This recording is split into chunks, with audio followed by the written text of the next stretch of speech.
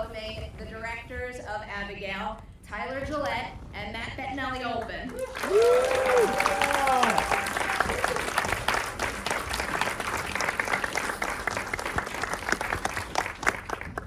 Congratulations. Hi, everybody. Did you have fun? Did everybody have fun? You might notice we have some extra seats. Want to meet some more people from Abigail? All right. Please join me in welcoming Dan Stevens. We also have Kathryn Newton.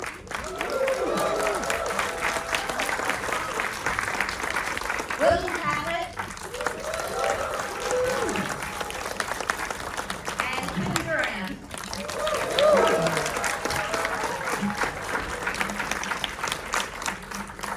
Thanks for coming out. Congratulations. Congratulations. Sorry to take a while. That's good. Matt, Tyler, my first question is for you, and it's a follow-up from our last conversation, because last we spoke, I asked you what changed the most from script to screen, and you told me it was the fact that we see a ballerina vampire throughout the movie, so it was making me wonder, what was Abigail like in that original draft throughout the film, and what sparked that change?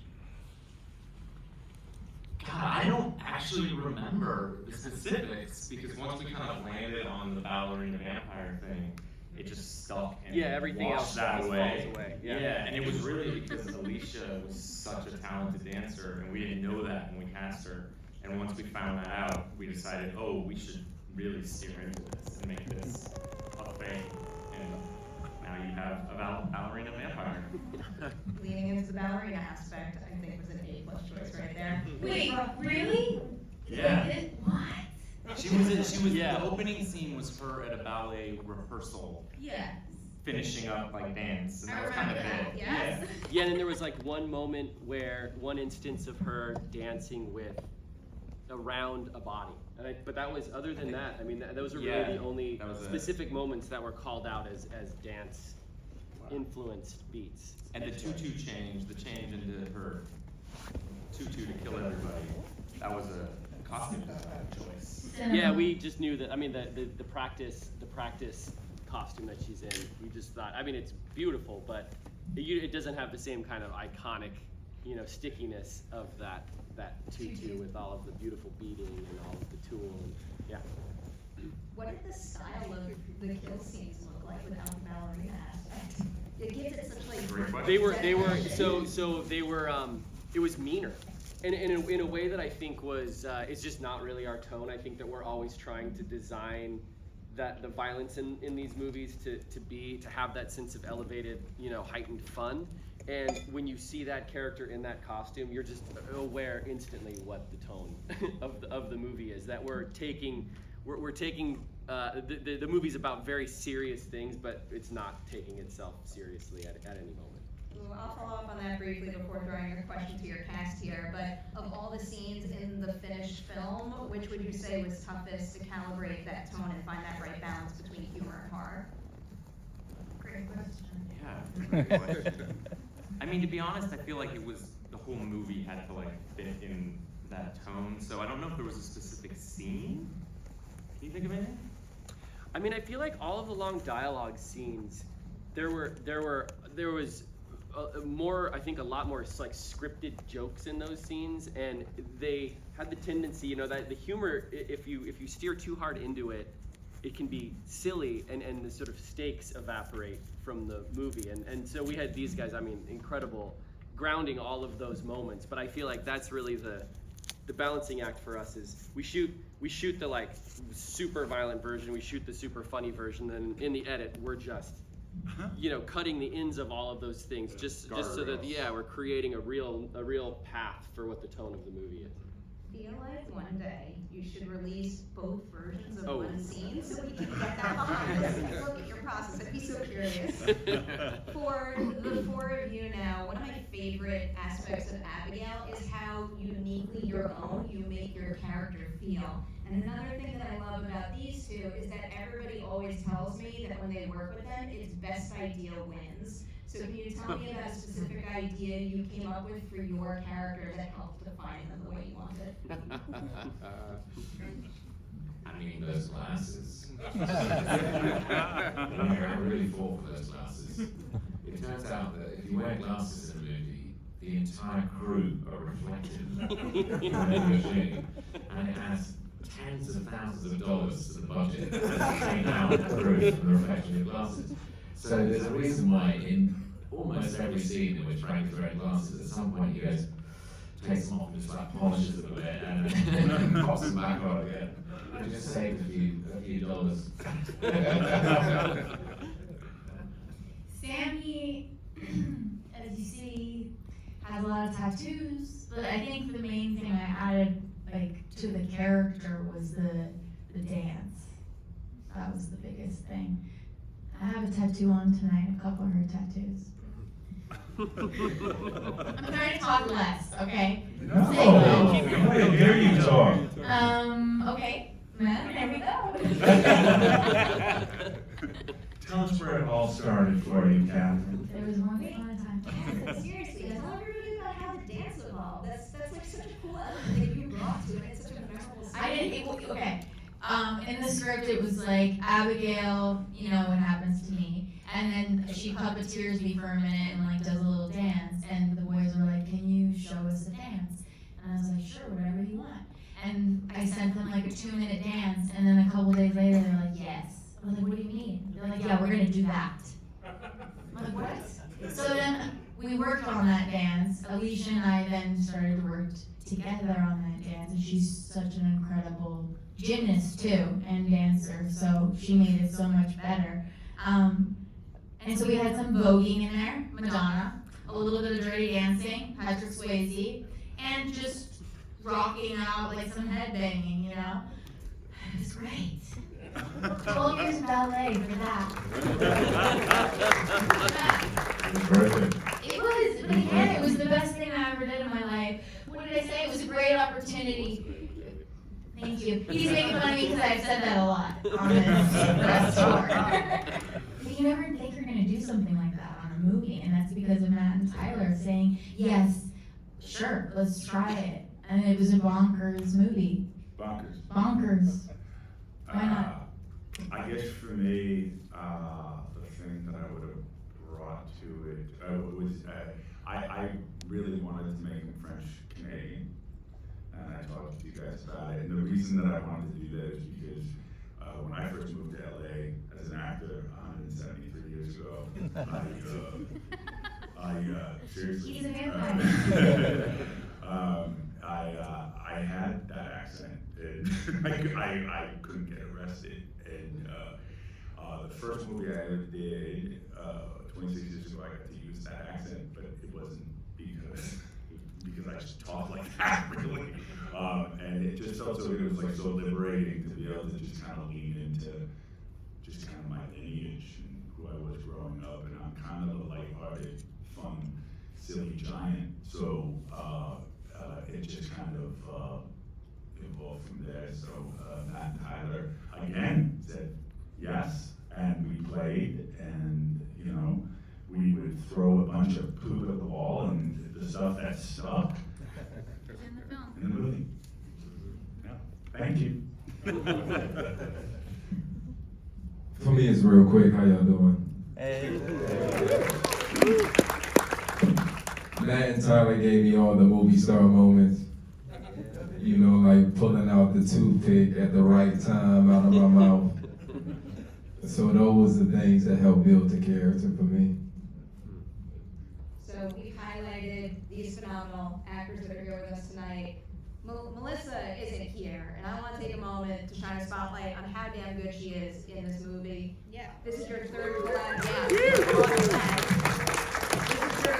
collaboration together. You know how talented she is. Is there anything she did on the set of this film that made you stop and go, I knew you were good, but I didn't realize you were capable of that? I mean, honestly, the whole movie, it all felt like a step up for us, I think, really. Yeah. And because I think the action was more intense than we've done in the Scream movies. And I think those emotional scenes with Alicia in the room really stood out to us as really special, because you really kind of fall in love with both those characters during that. And for half of that, she has her face covered, and to be able to do that with just your eyes is really, really special. And I think when we were watching it, we were like, oh shit, this is really good. This is like something we have not done before. She also just always, I think, has wanted to be in action movies, and there was we knew that we would be shifting into a gear with this story that was something that she was really excited to do, and she is just such a physical performer. She's so good in her body, and her excitement with that, and the way that she handled all that stunt work. I mean, you guys seeing the pre-viz with the stunt rehearsal team was incredible. Watching you guys rehearse that final fight, and every day we'd walk up to our stunt coordinator Wade and ask, like, are we sure that the cast is going to do this? And then we'd see you guys the next day just absolutely kicking ass, and it was so fun to watch that level of commitment. And Melissa, I think, was just so game for all of it, and it was so fun to give her those things to do in this movie. Also, I have to talk about how she always kept the morale of our set really high. You know, she was our leader of our rat pack. And just as a castmate, she was like the best teammate, because every day she was positive, never complained, never tired, never hungry. And I think when you have a long shoot like this, that it could genuinely be really hard. It never felt like that. And I think it starts, with you guys, Matt and Tyler. But then Melissa, she just always kept the morale really high. And I think that's a testament to her being great. Such important qualities to have behind the scenes and on screen. Just seriously, something else, a total force in this business. I want to pose this question to all four of you. Will, I'm putting you on the spot though, and I want you to answer first, because correct me if I'm wrong, but I believe this is your first full-blown horror movie. Yes, it is. I'm excited to do it with you guys. The first of many, I hope. What is something you saw on the set of Abigail that made you say to yourself, I can't believe that's what it takes on set to make it look like that on screen? Well, I think it was Matt and Tyler's doing so many setups and making it look easy. Like 40 setups in a day was like crazy. And then just the love, the commitment, the fun, the openness. Sometimes artists come in with different insecurities, especially if you're a big name coming in and you playing for like a couple days. And Matt and Tyler just did a great job of just say, listen, hey, relax, we got you. Make sure that the best work comes on screen. And when you have that, you can just do all that you meant and were born to do. Aww. Wow. Yeah. How about for the three of you, an example of, blood, gore, horror movie magic that made you go, I can't believe that's what it takes to get this done? Oh my gosh. I don't know where to begin. Where do you start? I feel like a certain pool scene is Yeah, good. the pool scene is a good. Dan brought this up too. There was that week, it was like the bodies started to pile up first they're outside. Lying off on the lawn. Naked None of the bodies. rest of us were involved in the scene. We're like, what is happening? And you just look out the window and there's just a row of bodies. And then we get bigger and bigger and bigger as the art department will bring more and more corpses and bits of limbs in. And And then a couple of days later, Kathryn was swimming through. But that's again the thing where you're like, you read the script, you're like, okay, yeah, she falls in a pool of bodies. You don't really think about what that is. I don't think any of us, I definitely didn't. I remember Ron came because they were gonna stunt day for the pool. I'm like, why? Why do I have to do that? And then it was like a fake pool. They put all the Jello stuff in it, super simple. I was like, this is easy. Why do we have to test this? And then I did the actual scene, and it was the hardest thing I've ever done in my life. Like, and it's not even that long. I think it should be an hour long. It could be an hour long. It could be a feature film, you climbing out of that pool. There's takes. I was watching the Gag Girl today where I just stopped in the middle. I'm like, I can't move. And we have to do it again. The best part is having to go under and then hold your breath for a while and wait for the bubbles to stop bubbling up, and then you go. But so that made no sense. That's movie magic right there. I know it's scary, but it's like a fantasy film in a lot of ways. For some. I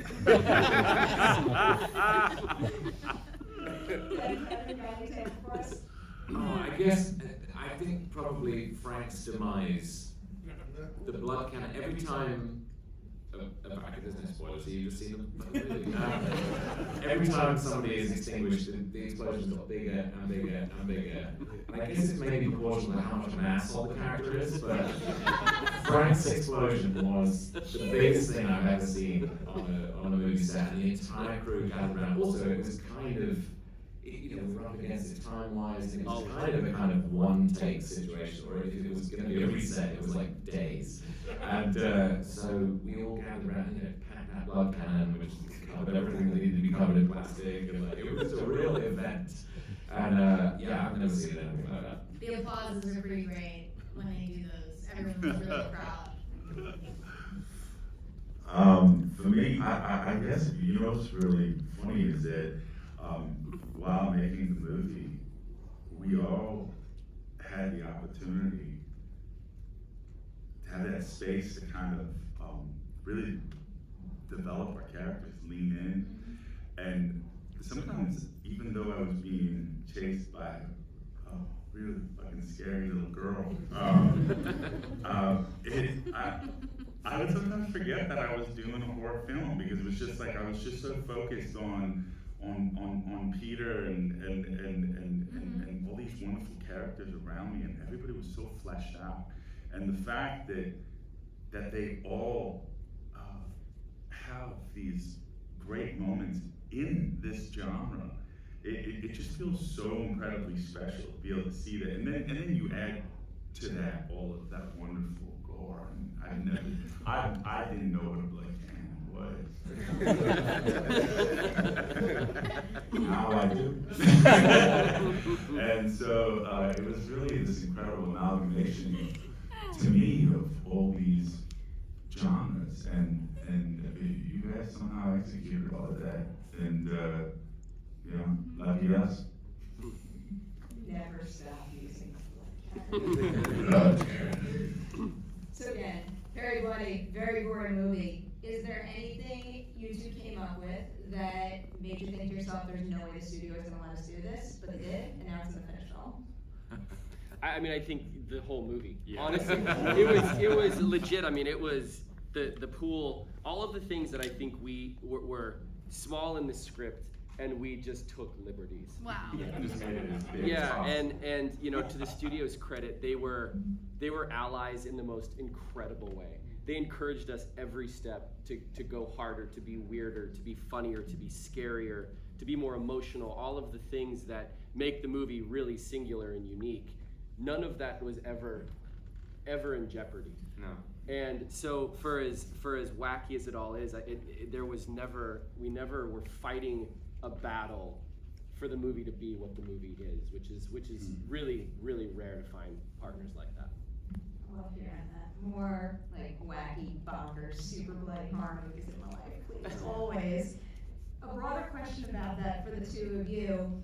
Over the course of your career, what would you say is the most difficult set piece you've ever tried to pull off? And is it Abigail? The latter, maybe, in Strange Sense. Yeah, that was a tricky one. That was really hard. I mean, the end sequence in that fight scene is That's true. 380 something set up. Yeah. I mean, it was. And it took like Two a week and a weeks, half. 2 weeks. 2 weeks. Yeah. And it was, and it all happened after the strike, and that fight originally was not quite as epic as that. I mean, it was epic, but it was. Yeah. It wasn't that. We came back and they were like, we've got an idea. And we're going to make it twice as badass and twice as hard. They went bigger. They really did. It was incredible. I've never done a fight sequence that long in that much detail. Really. And that whole stunt team, the Irish stunt crew were incredible. And like, Yeah, it was second to none. Really, really phenomenal. Yeah. And the blood work as well was Yeah. like really, really intense. It was great. I have another follow-up from our last question that is making me think of right now, because you were telling me that the ending villain in the movie wasn't the same originally. At what point did you guys decide that Dan's character would kind of fill that role and Abigail and Joey would wind up teaming up against him? I mean, it was early prep. I think that we've been having conversations, you know, as you're designing the movie, it's a sort of iterative process, and you're going back and forth with the writer, and you have cast, and so you're getting feedback from them. And I think at one point, we just sort of, you asked a very simple question of like, what fundamentally is the movie about? And I think that we defined really clearly that it's really about power and control, and you have, you know, these two characters, Joey and Frank, that are the sort of mouthpiece, right? The vehicle for that idea. And it just made so much sense to have them be enemies, form this really weird sort of tenuous alliance, and then as soon as Frank gets the opportunity to have any bit of control and power, of course he's gonna use it to do the worst, most despicable thing. And it just made so much sense looking at it from 30,000 feet. That it could only be that. And sometimes, you know, movies, they sort of reveal themselves to you as you're working on them, and it's sort of it's the beautiful process of working in a collaboration is that there's always a little bit of air in the process to be inspired, for new ideas to enter the mix, and for there to be some organic discovery of those things. And ultimately, it's like the movie knows what it wants to be, and you just have to shut the fuck up and listen and let it become that thing. That's why I love asking you guys about the evolution of your movies, because you find those opportunities and you actually like run with them, and the movie gets stronger because of it. Dan, I'm very curious about your transformation into a vampire. I know you got the teeth, that probably helps a lot with that, but what was it like figuring out, I guess, how Frank moved and carried himself as a vampire versus a human? Yeah, that's a good question. I think in kind of across the board, we found that like when our vampires get turned, I know what he's gonna say. everyone becomes more of an arsehole. And they just like become their worst self. And Frank's already a real piece of shit. And you know, he just gets a lot worse.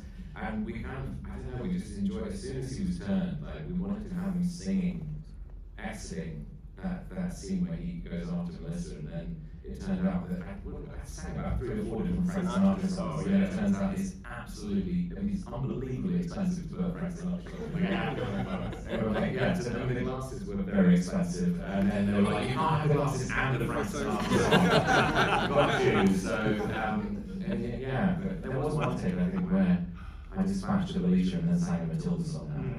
But that was obviously never going to make the cut. That was just for her.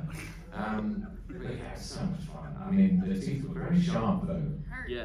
They really hurt. Yeah. You always catch your lip on them, and like, yeah, they had stunt teeth made that were kind of squishy because they were worried about us snapping. I had You know, to going put through our lips. gum inside of them, so they kind of stuck in there, you know, like a flipper.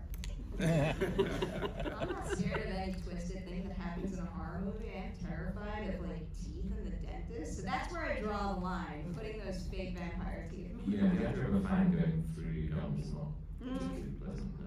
Yeah. I want the supercut of our makeup crew running in after takes and seeing you guys just pop your teeth out into those little retainer containers, and then they'd sort of No, you don't. run off, and then they'd run back in when we shoot. I mean, it was just the most ridiculous level of make-believe I think we've ever participated in. It's Halloween to another level. Has anyone been a vampire before for Halloween? All right. Okay. Thank you. One lovely So vampire. you get the teeth, and then you have like your buddy as the victim. So he has to wear like a skin patch, and then you can just bite it. That's what I did to Kevin. He did it a lot. Useful tips and tricks for this year's Halloween. Swishy. Kathryn, you also know how I feel about your costume. I feel like everyone's gonna dress up as Sammy for Halloween. I still dress up as Sammy. Never stop. I have leftover neckties. Actually, I'm gonna say only stop to add another thing to your monster belt. We've been talking about your monster belt a lot. At this point, you have played a slasher, a zombie, and now a vampire. Of the 3, which was the toughest to do? And then I want to know which of the 3 came most naturally to you. The vampire is the easiest one for sure.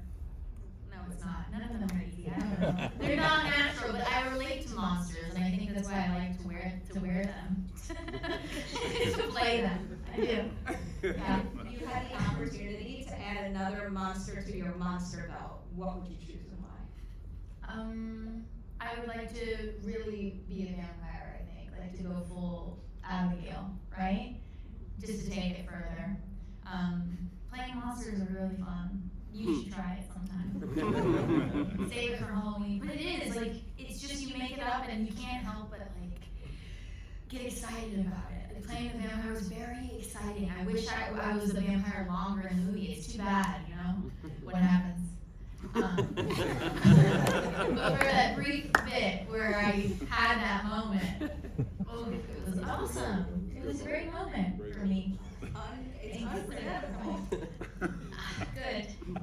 I'm gonna be a vampire for Halloween now, so. I mean, you kept the teeth and it's a little retainer case, right? No, we have to get the teeth. I have to get the teeth. We should get our It's teeth. crazy that you don't have your teeth. These are fake teeth, too. Yeah, we should. I have the tattoos, I have the outfit. I'm ready. Alright, we're gonna hold you to it. I expect that to be the Halloween costume this year. I have to let you all go in a minute. I wanna end with like a silly group question here. Let's say you, as in like real you, not your characters, were trapped in that mansion with Abigail for a night. You can pick one co-star from Abigail to team up with. Who do you pick that you think would give you the best chance of surviving? If nobody picks me, I'm going to cry. No one will. No help. You could pick yourself. Yeah, that's probably what would happen. No one would show up. I think I would have picked Dean, Angus's character, because there's no fucking way you're getting out of this. You may as well have a good time. Perfect. It's hard to top that. I'm going with Joey because I can fall in love after we kill Abigail. Oh, my turn. Well, you know, so I can't pick Abigail. No, that doesn't work. Right. I would pick Joey. Absolutely. Obviously, I could let her, you know, take over. And I'll go look for the onions. I'd pick Kevin, I'd just hide behind him. I'd be with Rickles. I'd be just locked to his side. I'll pick Sammy. Aww. You know we're not gonna make it. You're cool with that. On that note, before I say things that's gonna drown us out with applause, gotta do a little housekeeping.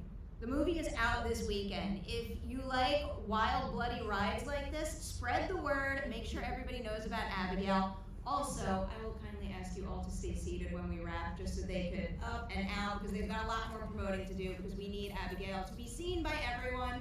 I'm gonna say huge, huge, huge congratulations and thank you for this wild ride. Love it. Thank you very much.